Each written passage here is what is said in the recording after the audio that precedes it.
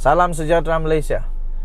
Denyut nadi suara rakyat bergema di channel ini. Akhirnya selepas Ismail Sabri Yaakob tampil, sekarang tampil pula Zahid Hamidi memberikan komen dan reaksi tentang yang disebut sebagai langkah Dubai. Yang mengejutkan, ini diterbitkan di FMT 2 Januari.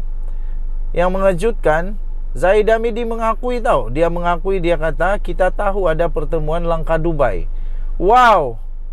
Jadi memang betul ada. Memang betul adakah? Bagaimanapun timbalan Perdana Menteri itu enggan untuk mendedahkan individu terbabit. Zahid Hamidi berkata ada individu tertentu yang terbang ke Emirat Arab Bersatu bagi membincangkan langkah Dubai. Wow, langkah Dubai semakin panas sekarang, semakin hangat. Kalau ini betul, nampaknya ini bukan hanya sekadar retorik politik, tapi memang betul adakah? Aduh, tapi persoalannya, adakah Seri Paduka Baginda yang di Pertuan Agong yang akan datang ini, ke bawah Duli Yang Maha Mulia Sultan Johor, Sultan Ibrahim, adakah Baginda akan berkenan, akan merestui dan berkenan sekiranya memang ada bakal berganti? Baginda Sultan Johor tidak akan dengan mudah-mudah saja. Itu. Jadi timbalan Perdana Menteri Zahid Hamidi berkata beliau tahu mengenai langkah Dubai sebelum individu terbabit mendarat di bandaraya itu. Kita dimaklumkan sejurus individu tertentu itu terbang ke sana, katanya pada satu sidang media. Okey, kemudian beliau berkata bagaimanapun beliau enggan untuk mendedahkan nama individu yang dimaksudkan. Spekulasi langkah Dubai tercetus pada minggu lalu susulan daripada dakwaan berlaku perbincangan di antara pemimpin pembangkang dan beberapa wakil dalam kerajaan ketika kunjungan mereka ke Emirat Arab Bersatu. Tiada handphone kau. Perbincangan itu dikatakan untuk membagikan tugas antara ejen bagi mengenal pasti ahli parlimen yang boleh menukar sokongan kepada pembangkang bagi pembentukan kerajaan baru. Okey, jadi ini yang sangat mengejutkan ini. Kalau Zahid sendiri kata begitu, mungkin betul yang bahawa langkah Dubai itu ada. Dan mungkin saja kerana Zahid yang cakap, mungkin juga individu yang disebut itu adalah individu daripada UMNO. Wah, Barisan Nasional. Wow, ini amat mengejutkan. Diharap UMNO jangan lagi buat hal lah. Ahli parlimen daripada UMNO jangan lagi buat hal. Sebab kenapa? Jadi sebab lama-kelamaan tiada lagi parti politik nanti yang percaya kepada UMNO. Selepas ini nanti UMNO dilabel sama dengan PAS pula. Nanti dilabel sama dengan PAS, iaitu tukar bekerjasama. Jadi pada hemat saya tidak payahlah, tidak perlulah untuk buat langkah Dubai inilah. Zahid Hamidi pula kena bertegaslah. Dan betulkah apa yang disebut oleh Zahid Hamidi? Tidak pasti. Kita akan tengoklah hari demi hari, cerita demi cerita, apa yang seterusnya berlaku. Denyut nadi suara rakyat bergema di channel ini. Jangan lupa untuk tekan butang subscribe, like dan share. Bye-bye.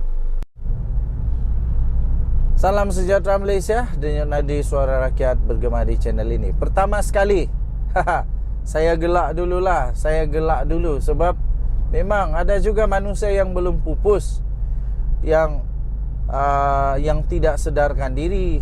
Selalu saya sebut manusia-manusia begini ni ada sindrom cermin pecah. Cermin di rumah pecah. Kenapa? Sebab dia tidak dapat tengok diri dia di cermin. Dia tidak sedar bahawa dia lebih teruk. Mengata orang sendiri lebih teruk. Tapi ini bukan mengata lah, ini bertanya saja. Ada satu soalan. Tapi soalan ini sebelum saya bacakan kepada anda, saya agak terkilan bagaimana dia berani tanya soalan ini, sedangkan di tempat sendiri pun belum lagi selesai. Sedangkan masalah sendiri belum selesai, cuba pula tanya masalah yang lebih besar. Pergilah cermin muka dulu, ambil cermin muka dulu, tengok dulu masalah-masalah yang dihadapi oleh kamu tu dah selesai ke? Sampai tanya pula kerajaan pusat sekarang ni. Pemimpin PAS, inilah soalan dia. Pemimpin PAS bertanya kepada Putrajaya. Ketua Penerangan PAS iaitu Ahmad Fadli Syari mahu Putrajaya untuk menjelaskan sama ada matlamatnya yang disuarakan berulang kali sudah dicapai tahun lalu. Jadi apa dia tanya ni, apa soalan dia? Dia Ketua Penerangan PAS Ahmad Fadli Syari menggesa kerajaan untuk menjelaskan sama ada matlamatnya untuk membasmi kemiskinan Tegar tahun lalu sudah dicapai. Itu diterbitkan di FMT ya, di FMT ni. Sebelum saya bacakan lebih lanjut, saya rasa lucu dan agak terkilan. Mengapa dia tanya soalan ini? Pakatan Harapan, BN dan GPS, GRS, warisan, dengan kata lain ini kerajaan perpaduan lah. Kerajaan perpaduan ini ya tuan-tuan dan puan-puan, baru setahun jadi kerajaan. Sudah kena tanya begitu. Yang dah berpuluh-puluh tahun jadi kerajaan tu macam mana? Waktu PAS dulu dalam kerajaan lebih setahun. Kenapa? Kamu dapat selesaikan kan masalah kemiskinan ni? Bagilah peluang dulu pada Datuk Seri Anwar Ibrahim. Itu belum tanya lagi. Masalah air dekat Kelantan dah selesai kah? Yang dah berpuluh-puluh tahun. Janganlah harap Anwar Ibrahim, Perdana Menteri Malaysia, baru setahun dah selesaikan semua masalah. Lagi satu, ketika Datuk Seri Anwar Ibrahim menggantikan Ismail Sabri Yaakob sebagai Perdana Menteri, yang sebelum itu adalah Mahyadin Mak Yassin.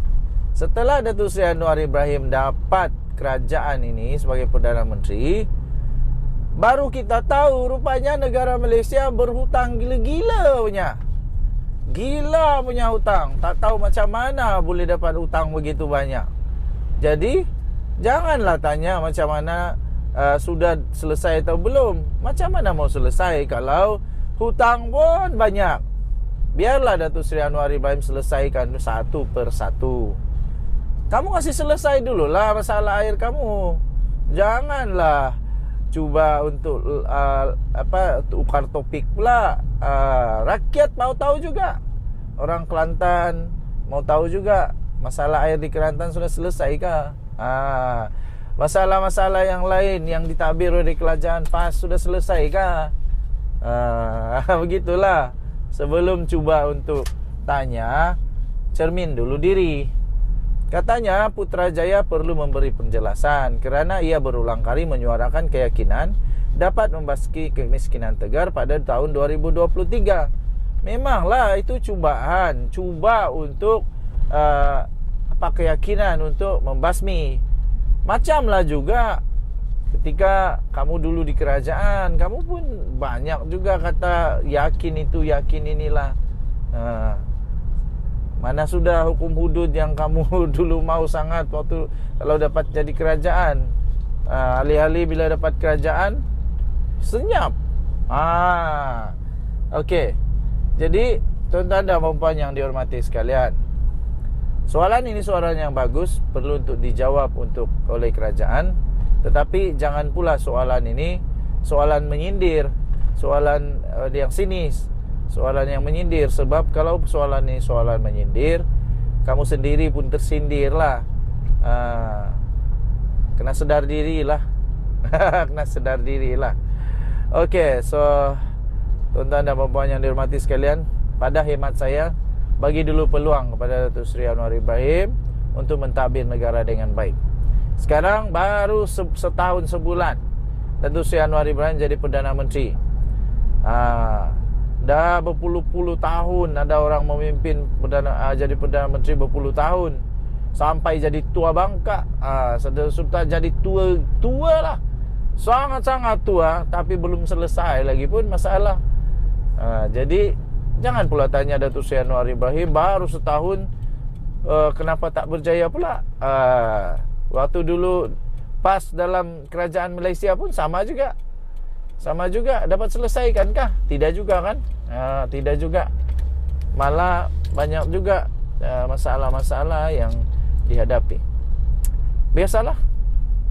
Jadi kesimpulannya, kita benarkan untuk kerajaan menjawab, tapi pada masa yang sama, mari kita sama-sama mendoakan kerajaan ini supaya dapat mentadbir negara dengan baik, dan seterusnya kita dapatlah untuk sekurang-kurangnya dapat meningkatkan pendapatan rakyat. Memang Datuk Seri Anwar Ibrahim memang nampak usaha dia lah. Usaha dia memang banyaklah usaha dia untuk membasmi kemiskinan. Antaranya membantu petani dengan subsidi yang dinaikkan. Pernah tak ada kenaikan subsidi dulu waktu pas di dalam kerajaan? Pernahkah petani-petani diberi bantuan daripada kerajaan macam yang Datuk Seri Anwar Ibrahim usahakan? Kalau pernah, bagus. Kalau tak pernah, tanyalah diri sendiri, tunjuklah lubang hidung sendiri. Apa hal dulu jadi kerajaan tak buat, sekarang bila dia tak jadi kerajaan, hege-hege pula mau buat itu, mau buat ini, banyak macam lah dia mau buat. Okey, kita ambil anak pergi dari sekolah sebenarnya. Okey, tuan-tuan dan puan-puan yang dihormati sekalian, Malaysia kita punya, cintai Malaysia aku, kita jaga kita. Jangan lupa untuk tekan butang subscribe, like dan share. Sekali lagi saya ingin mengucapkan selamat tahun baru kepada seluruh rakyat Malaysia. Jaga diri, jaga keluarga, jaga kita semua. Kita doakan semoga kerajaan Perpaduan Seri Paduka Baginda yang di Pertuan Agong ini akan kekal lama. Kita jumpa lagi, bye-bye.